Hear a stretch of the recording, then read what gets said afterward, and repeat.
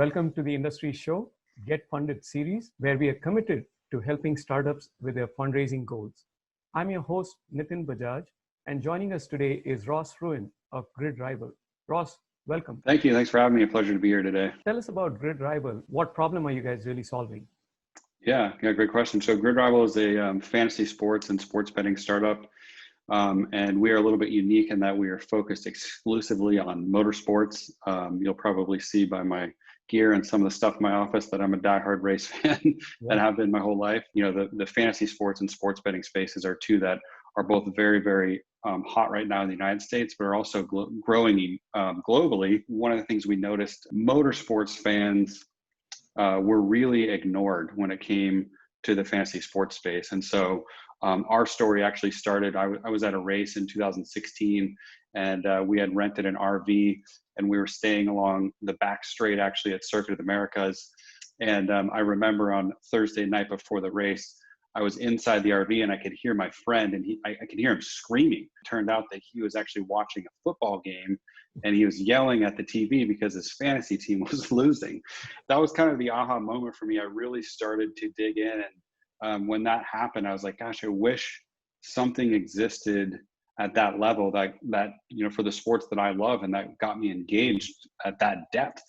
And nothing did at the time. And so we built an MVP, kind of started as a side project, turned into a full-time business about 18 months ago, which was really good timing with the repeal of the Professional and Amateur Sports Protection Act and just everything that's going on in the market. So we're really trying to bring a new level of gaming and interaction to motorsports fans. So tell us what the traction is and what the revenues are. We're actually still pre-revenue, but we are post-product. So we launched our full product in the iOS, Android, and web applications last March. We have 40,000 users and we've acquired all of them at an average cost of about 80 cents paid. And then I think some of the most exciting statistics for us are just around engagement. Half of our active users right now actually came from referrals. And our referral rate from existing users is or conversion rate on referrals is about 50%. So we know that on average, every new user that comes to GridRival is inviting one other person. And so as we have the time to refine those metrics and the UX and UI around those processes, we're really confident that that's going to continue to improve. And then also, I think it's worth noting that on the engagement side, during race weekends, we're seeing people coming onto the application 5 and 6 times a day with an average session length of, you know, 1 minute and 30 seconds and as high as 10 to 15 minutes per session. So we're seeing all the right indications that we really needed to see. Tell us about the TAM and the competitive landscape. Yeah, so the addressable market, we kind of think is around 25 million to 30 million people. And as far as competitive landscape, we have a pretty significant first mover advantage. So there's no one going after the motorsports audience specifically. And that's a really important distinction because I think, you know, fantasy sports and sports betting are what I would call a very red ocean, right? They're incredibly competitive spaces. It takes a lot of money to get into them.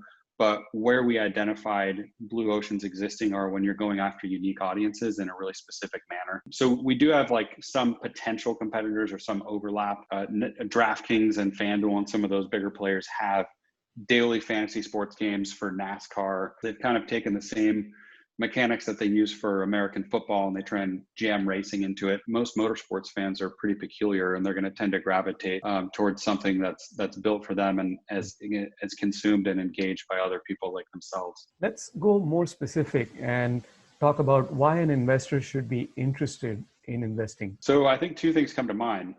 Number one is really the timing. You know, if you look at the market and you look at the history of fantasy sports, really up until 2010, it was a very enthusiast-driven industry. There wasn't a lot of monetization in it. FanDuel and DraftKings changed that dramatically around 2010, 2012, so much so that all the lobbying got changed or the lobbying efforts increased substantially that got PASPA repealed. And so like we are just now at the beginning of all of those efforts and starting to see the fruits of that. And that's why you see companies like DraftKings, you know, I think this week they're valued at 50 times revenue. Yeah. So I think timing's a big piece of it.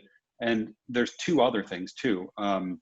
There's what's going on in fantasy sports and betting, but also gaming in general. Gaming is expected to generate $250 billion in revenues this year. And then you layer on the third thing for us, which is motorsports. So motorsports is going through what I would call kind of like a digital revolution.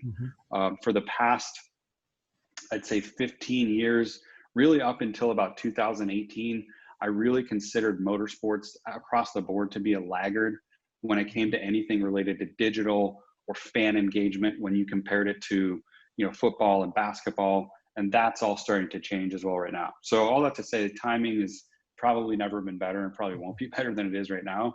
How much are you raising? At what valuation? We are on the tail end of what I would call like a pre-seed round. We opened this round in July. It was going to be 800,000. We have about 200,000 left to fill. And really the goal of that round is to really further improve and refine some of the engagement and viral growth numbers, to spend probably a fourth of it on user acquisition as we start the next season here in 3 or 4 months. And then add a couple additional series to our platform, which are going to be MotoGP and NASCAR. And then the next big goal is to open a seed round, hopefully in the $2 million range, Q2, Q1 next year. That's my biggest focus now as relates to fundraising, is kind of starting those conversations. But the round that we're kind of closing out right now is on a safe note. It's at a $6 million valuation cap. Tell us about your team and your unfair advantage going into this. So we have 2 full-time founders right now. First of all, me and Jeff, my CTO, are both lifelong, diehard motorsports fans, obviously. But this is my second business. It's Jeff's 4th startup as like a 5th and one of the first 5 employees. So we both have a lot of experience at this stage, growing a company at this stage. Specifically, why my background's relevant, my last company was actually a direct response marketing agency that focused a lot on user acquisition for B2C and B2B brands. And I think the reason that's relevant is because anyone that talks to me long enough about this business will hear me say that this is more than a tech play, more than a sports betting play. It's an audience play. That is what's going to determine how much we're worth someday, is the width and depth that we can engage the motorsports audience. So I have about 7 years experience building audiences through paid media and other channels. Again, Jeff has been one of the first 5 employees at 4 different startups, probably over the past 10 years. He's been an engineer for 15 years too. We have 3 people on our advisory board now.